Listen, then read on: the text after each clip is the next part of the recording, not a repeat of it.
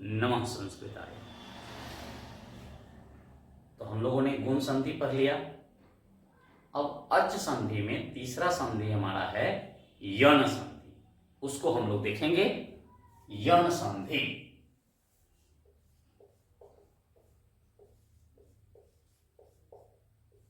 यण संधि। अगर संस्कृत के विद्यार्थी होते, ऊपर के वर्गों में जब हम जाएंगे या बाद में आपको बताऊंगा, पूर्व में ही मैंने बताया है कि जितना सुगम व्यवस्था है उसी का प्रयोग मैं अभी कर रहा हूं। नहीं तो एक बार में यह खत्म हो जाता इको यंची, इक का यण हो जाता। माहेश्वर सूत्र में इक का मतलब होता है ई उ री लड़ी, और उसी इक का अगर यण हो जाए, यण का मतलब होता है य व ड़ ल, तो इसी को इकोयंची कहते हैं। लेकिन हिंदी के विद्यार्थियों के लिए भी, संस्कृत के सुगम समझने वाले विद्यार्थियों के लिए, पाठक के लिए मैं यह वीडियो बना रहा हूं, तो आप देखेंगे। कहता है यण संधि में इक के बाद, इक का मतलब होगा ई उ री और री। इक के बाद कोई भिन्न स्वर आता है, कोई भिन्न स्वर आता है तो इक का यण हो जाता है, इक का यण हो जाता है।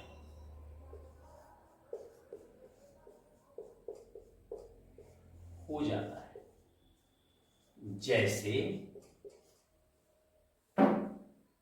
अगर हो ई उ डी और लड़ी, और इसके बाद हो भिन्न स्वर,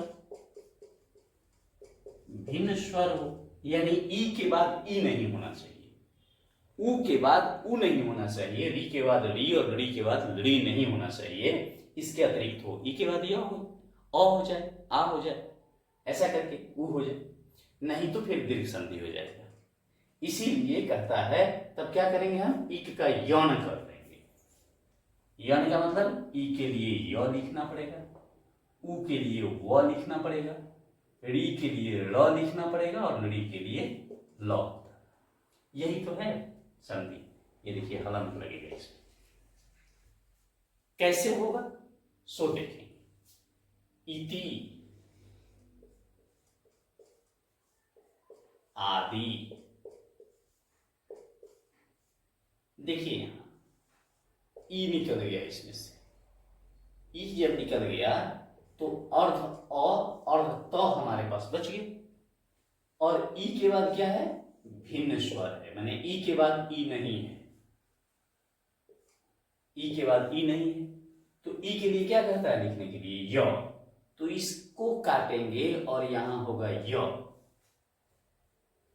अब देखेंगे स्थिति हमारी, ई है हमारे पास, आधा तो अर्ध तो जिसे कहते हैं वह है, और इस य में यह आ जब लगा तो हुआ या, और उधर दी है, इत्यादि,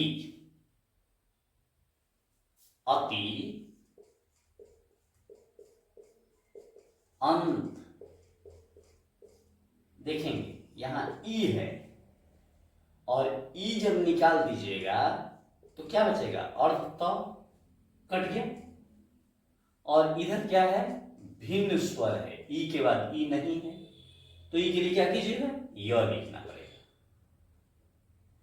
और आधा तो यानी अर्ध तो है, य में अंग लगेगा तो यंग होगा, और तो इधर है अत्यंत, अति जोड़ आचार, अत्याचार। उसी प्रकार उ का बना करके देखते हैं, बड़ा सुगम है, बड़ा सरल है यह। सु, आगत, इसमें से ऊ निकाल लीजिए, और ऊ निकालिएगा तो क्या बचेगा, अर्ध स। इसके बाद क्या है, भिन्न स्वर है, तो ऊ का क्या करना होगा, व लिखना पड़ेगा। व में आ लगेगा, क्या बनेगा, वा। अर्ध श है, संधि आपने बनाया वा, और करेगा स्वागत। ऋ का र बनाते हैं, मातृ जोड़ अंश। देखिए यहां री है और भिन्न स्वर है अंग, तो हलंत बच गया, तो र का क्या लिखिएगा, र लिखिएगा। त और र दोनों जब मिलता है तो त्र बनता है, और त्र में जब अंग लगेगा तो त्रंग होगा। मां तो हमारे पास है, है संधि हमने बनाया त्रंग, और उधर है श, मां त्रंस। पितृ जोड़ अंश, पित्रंश। भ्रातृ जोड़ अंश, भ्रात्रंश। इस प्रकार से बनेगा। एक लड़ी का देख लेते हैं, वैसे प्रयोग नहीं आता है, वैदिक व्याकरण में उसको पढ़ना है, लेकिन हम यहां समझ लेते हैं कम से कम। अगर आ जाए हमारे पास लड़ी जोड़ आकृति, लड़ी के बाद कोई भिन्न स्वर है, देखेंगे आ है, तो लड़ी का क्या करना पड़ेगा, ल लिखना पड़ेगा। और ल में जब आ लगेगा तो क्या बनेगा, ला, और ये है कृति, लाकृति।